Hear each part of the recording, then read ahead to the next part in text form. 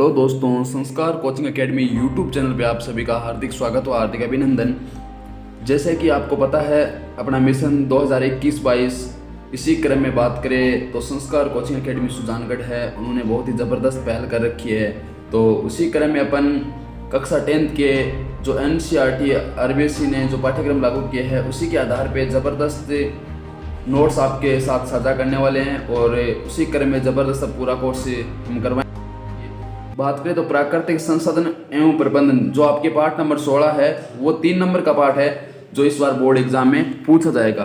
तो बात करते हैं प्राकृतिक संसाधन कहते किसे हैं। वे संसाधन जो हमें प्रकृति ने दिए हैं, यानी वे संसाधन जो हमें प्रकृति ने दिए हैं और जीवों के द्वारा इस्तेमाल किए जाते हैं, जैसे कि मिट्टी, वायु, जल, कोयला, पेट्रोल, वन्य जीवन और वन।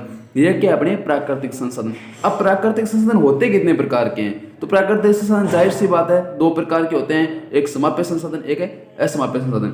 अब बात करते हैं समाप्य संसाधन कहते किसे हैं। ये बहुत सीमित मात्रा में पाए जाते हैं और समाप्त हो जाते हैं। उदाहरण के लिए कोयला है, पेट्रोलियम, यानी आपको पता है ये बहुत ही सीमित मात्रा में है, कोयला और पेट्रोलियम कभी भी समाप्त हो सकते हैं।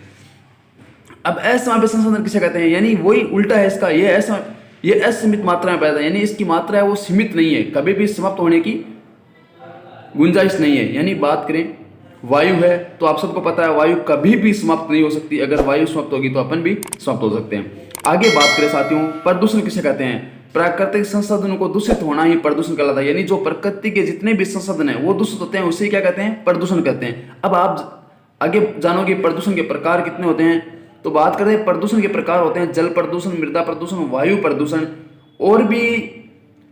जैसे बात करें आप इसी क्रम में और भी सब्जेक्ट है उनके भी अच्छी से अच्छी तैयारी कर सकते हो। आप कंटिन्यू हमारे साथ जुड़े रहें और हमारे चैनल को शेयर एंड सब्सक्राइब करें, बेल आइकन दबाना न भूलें ताकि आप अपनी अच्छी से अच्छी तैयारी कर सको।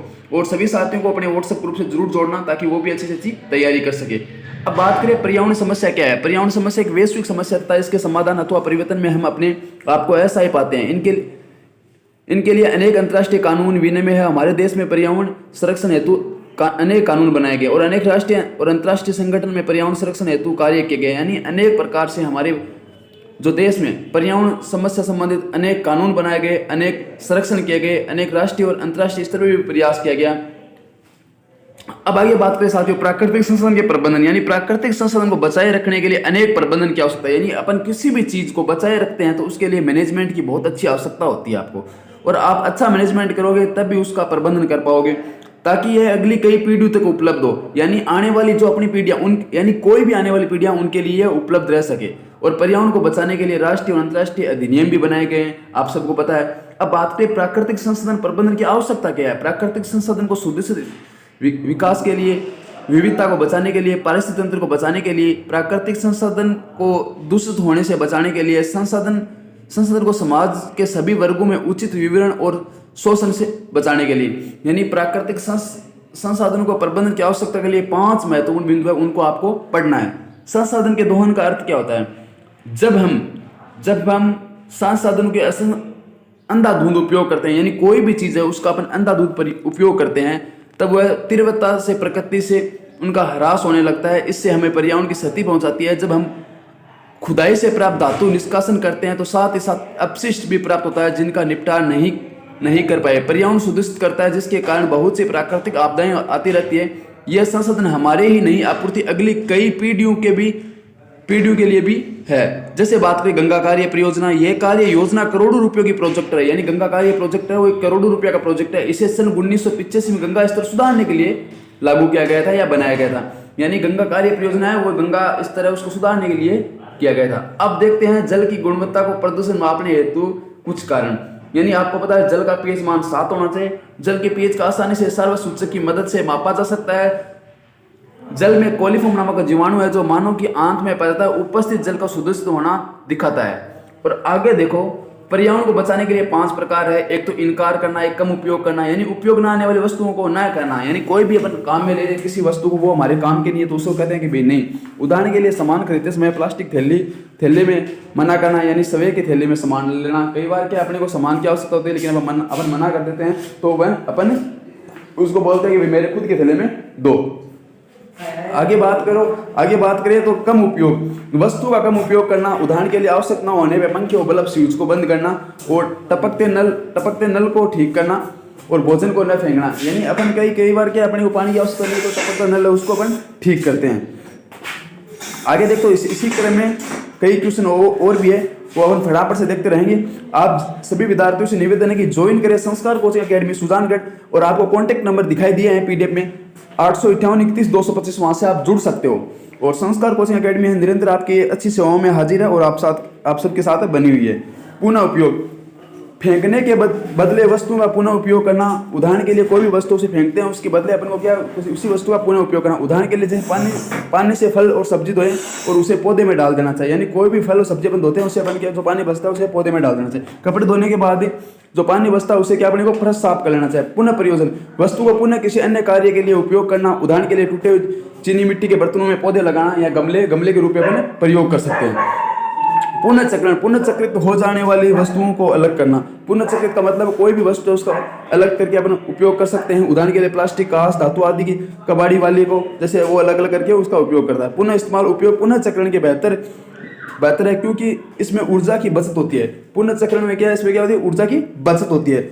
अब आगे बात करें संपोषित विकास की संकल्पना मनुष्य की वर्तमान आवश्यकताओं की पूर्ति और विकास के साथ साथ भावी सतत के लिए संसाधन के संरक्षण भी करती है। संपोषित विकास के उद्देश्य मनुष्य की वर्तमान आधारभूत आवश्यकताओं की पूर्ति में विकास के प्रोत्साहित करना और पर्यावरण को नुकसान से बचाने के लिए भावी पीढ़ी के लिए संसाधन का संरक्षण करना और पर्यावरण संरक्षण के साथ साथ आर्थिक विकास को बढ़ावा देना। ये अपने संपोषित विकास से आप सभी विद्यार्थियों से निवेदन है, इन नोट्स को आप अच्छे से पढ़ ले। इन्हीं में से प्रश्न आएंगे, आपको यही काम आने वाले प्रश्न है, और यह आपके बोर्ड एग्जाम में आपको 3 नंबर का ये टॉपिक है वो आपको मिलेगा। अब साथियों आगे ही बात करते हैं, प्राकृतिक संसाधन की व्यवस्था करते समय ध्यान देना होगा। एक तो दीर्घकालीन दृष्टिकोण होता है, यह प्राकृतिक संसाधन को भावी पीढ़ियों तक उपलब्ध हो सकता है और इनका वितरण सभी समूह के समान रूप से न होगी, कुछ प्रभावशाली लोगों को ही इसका लाभ मिलता है। और अपशिष्ट संरक्षण निपटान का भी प्रबंध होना चाहिए। वन्य जीव संरक्षण, वन्य जैव विविधता जो जैव विविधता के संरक्षण रखना प्राकृतिक संरक्षण के प्रमुख उद्देश्य में से एक है, क्योंकि विविधता को नष्ट होने से पारिस्थितिक स्थायित्व भी नष्ट हो सकता है। आगे बात करें जैव विविधता किसी भी एक क्षेत्र में पाए जाने वाली विविध स्पीशीज की संख्या जो पुष्प है, जैसे पादप है, पक्षी, कीट, सरीसृप, जीवाणु आदि, ये सब क्या है, जैव विविधता है। तीर्थ स्थल, ऐसे क्षेत्र जहां अनेक प्रकार की संपदा पाई जाती है उन्हें क्या कहते हैं, तीर्थ स्थल। आगे बात करें दावेदारी की, ऐसे लोग जिनका जीवन कार्य किसी भी चीज पर निर्भर हो वो उसकी दावेदारी होती है। वनों की दावेदारी, स्थानीय लोग वन के आधार और एवं उसके निकट रहने वाले लोग उनकी आवश्यकताओं के लिए वन पर निर्भर करते हैं। यानी जो वनों के आसपास रहते हैं वो लोग क्या है, इस स्थानीय लोग होते हैं जो वनों पे ही निर्भर रहते हैं। अब सरकार और वन विभाग जिनके पास वनों का स्वामित्व तथा वो वनों से ही प्राप्त संसाधनों पर क्या करते हैं, नियंत्रण करते हैं। अब वैसे ही बात करें वन उत्पादन पर निर्भर व्यवसाय, यानी वन है उन पे कौन कौन से ऐसे व्यवसाय जो उन पे निर्भर करते हैं। अब बात करते हैं जैसे बीड़ी बांधने वाले होते हैं, कागज वाले, ये क्या है, ज्यादातर वनों पे ही निर्भर रहते हैं लोग। अब वन्य जीवन और पर्यावरण प्रेम, यानी जिन लोगों को वनों से यानी वन का संरक्षण करना और वनों से जो जुड़े हुए लोग हैं या वनों में निवास करने वाले वो लोग क्या है, उनको क्या है, वनों से ही अत्यधिक प्रेम और प्यार होता है। खेजड़ी वृक्ष, अब आपको पता है सबको खेजड़ी वृक्ष, ये अमृता देवी विश्नोई समाज की लेडी थी। उन्होंने 1731 में राजस्थान के जोधपुर के गांव खेजड़ी वृक्ष को बचाने के लिए 363 लोगों के साथ अपने आप को क्या कर दिया था, बलिदान कर दिया था। भारत सरकार के जीव संरक्षण के लिए अमृता देवी विश्नोई राष्ट्रीय पुरस्कार घोषणा की और उनकी स्मृति में दिया गया।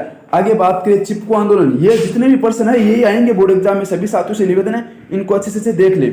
यह आंदोलन गढ़वाली के रेनी नाम के गांव से हुआ था और वहां की महिलाएं उसी समय वन पहुंच गई जहां ठेकेदार आदमी वृक्ष काटने लगे थे और महिलाएं पेड़ों से चिपक कर खड़ी हो गई और ठेकेदार के आदमी उनको वृक्ष काटने से रोक लिया। यह आंदोलन तीव्रता से बहुत ही समुदाय में फैल गया और सरकार को वन संसाधन के उपयोग के लिए प्राथमिकता और निश्चित करने के पुनः विचार करने को मजबूर कर दिया। यानी चिपको आंदोलन में क्या हुआ, जितनी महिलाएं थी वो वनों से चिपक गई और जो ठेकेदार के आदमी थे जब वन काटने पहुंचे तो वो चिपकी हुई थी, तब क्या उनको सोचने में विचार कर दिया कि भाई वन काटे या ना काटे, क्या करें। तो आगे बात करें पश्चिम बंगाल वन विभाग के स्थायित्व हुई साल के वृक्ष को अरबाड़ा वन क्षेत्र में नया जीवन दिया। अब सभी के लिए जल, जैसे जल है जो पृथ्वी में पाए जाने वाले सभी जीवों और मूलभूत आवश्यकताओं की वर्ष हमारे लिए जल का महत्वपूर्ण स्रोत है। वर्षा है जो अपने हमारे लिए क्या है, जल का एक महत्वपूर्ण स्रोत है। भारत के कई क्षेत्रों में बांध, तालाब और नहर सिंचाई के लिए उपयोग करते हैं, और बांध भी आपको पता है सिंचाई के लिए बहुत बड़ा क्षेत्र है।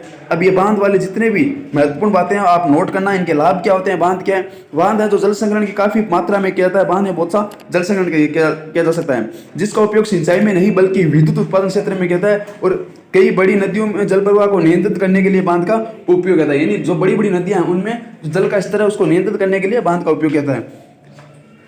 अब और भी जैसे बांध के लाभ है, बांध से हानियां क्या क्या है। यानी बांध के लाभ सिंचाई के लिए भी जल निश्चित करना, विद्युत उत्पादन में से और क्षेत्रों में जल का लगातार वितरण करना। बांध से हानियां सामाजिक समस्या भी होती है, पर्यावरण समस्या भी होती है, आर्थिक समस्या भी होती है। अब जल संग्रहण, यानी जल संग्रहण का मतलब इकट्ठा करना, वर्षा जल संग्रहण के लिए यानी खाद्यान्न कहाँ है, ये सारी चीजें आप सानी है अच्छे से नोट कर लेना। इनमें से प्रश्न है भूमि जल के रूप में संरक्षण के लाभ, यानी पानी का वाष्पीकरण नहीं होता, ये कुओं से भरता है, पौधों को नमी पहुंचाता है, मच्छर को जनन की समस्या नहीं करता है। तो ये सारे प्रश्न आप पढ़ सकते हो। कोयला और पेट्रोलियम अनैयनीकरण प्राकृतिक संसाधन, इन्हें जीवाश्म ईंधन में कहते हैं। अब निर्माण, कोयला क्या 300 मिलियन वर्ष पूर्व पृथ्वी की वनस्पति अवशेषों से अपघटन से कोयला का निर्माण हुआ था। अब पेट्रोल का भी ऐसे ही निर्माण हुआ। पेट्रोल निर्माण समुद्र में रहने वाले जीवों को मृत अवशेष अपघटन से हुआ। यह अपघटन उस दाब और उस ताप के कारण हुआ है, और पेट्रोल निर्माण में लाखों वर्ष लगे थे। और कोयला और पेट्रोल भविष्य में भी कभी भी समाप्त हो सकते हैं, आपको पता ही है। कोयला वर्तमान दर में प्रयोग करने पर कोयले अगले, यानी जैसे आज प्रयोग हो रहा है उसी से इस हिसाब से अगर प्रयोग होता रहा तो अगले 20 वर्षों तक उपलब्ध रह सकता है। यानी 200 वर्ष तक क्या उपलब्ध रह सकता है। अब पेट्रोलियम वर्तमान दर में प्रयोग करने पर पेट्रोलियम केवल अगले 40 वर्ष तक मिलेगा। यानी पेट्रोल इस वर्ष, जैसे अभी इस वक्त की बात करें तो जिस प्रकार से पेट्रोल का प्रयोग हो रहा है तो उसी वर्ष इस प्रकार से प्रयोग होता है तो 40 वर्ष के अंदर समाप्त हो जाएगा। जीवाश्म ईंधन का प्रयोग होने वाली हानियां, यानी जीवाश्म ईंधन से क्या होता है, वायु प्रदूषण है और बीमारियां भी होती है। वैश्विक उष्णता, कोयला और हाइड्रोकार्बन के दहन से बड़ी मात्रा में कार्बन मोनोऑक्साइड, कार्बन डाइऑक्साइड और नाइट्रोजन ऑक्साइड उत्पन्न होती है जो वायु को प्रदूषित करती है। बीमारियां, यह प्रदूषण वायु के कई प्रकार के श्वसन समस्या उत्पन्न करती है और कई रोगों को जैसे दमा, खांसी का कारण बनती है। वैश्विक उष्णता, जीवाश्म ईंधन के दहन में CO2 गैस उत्पन्न होती है जो ग्रीन हाउस गैस को और विश्व उष्णता उत्पन्न करती है। जीवाश्म ईंधन का प्रयोग मृत्यता बरतनी रखनी चाहिए और ये समाप्य और सीमित है। एक बार समाप्त होने के बाद ये निकट भविष्य में उपलब्ध नहीं हो पाएंगे, क्योंकि इनका निर्माण की प्रक्रिया है जो बहुत ही धीमी होती है और उसमें कई वर्ष लगते हैं। जीवाश्म ईंधन का प्रयोग सीमित करने के उपाय, यानी जिन विद्युत उपकरणों का उपयोग नहीं हो रहा है उनका स्विच बंद कर देना चाहिए। घरों में CFL का उपयोग कर उससे बिजली की बचत हो, और निजी वाहन की अपेक्षा सार्वजनिक यातायात का प्रयोग करना, लिफ्ट की अपेक्षा सीढ़ी का उपयोग करना, और जहां हो सके वहां सोलर कुकर का प्रयोग करें। तो इस प्रकार से अपन ने पार्ट नंबर 16 आज कंप्लीट कर लिया है। आप सभी से निवेदन है कि हमारे YouTube चैनल को ज़्यादा से ज़्यादा संख्या में शेयर करें, सब्सक्राइब करें और अपने सभी साथियों के साथ इसे ज़रूर भेजना ताकि वो भी ज़बरदस्त क्लास है उनका फ़ायदा ले सके, और आप हमारे WhatsApp ग्रुप से ज़रूर जुड़ना। फिर मिलते हैं कभी नेक्स्ट वीडियो में, तब तक के लिए जय हिंद, जय Bharat, take care, bye bye.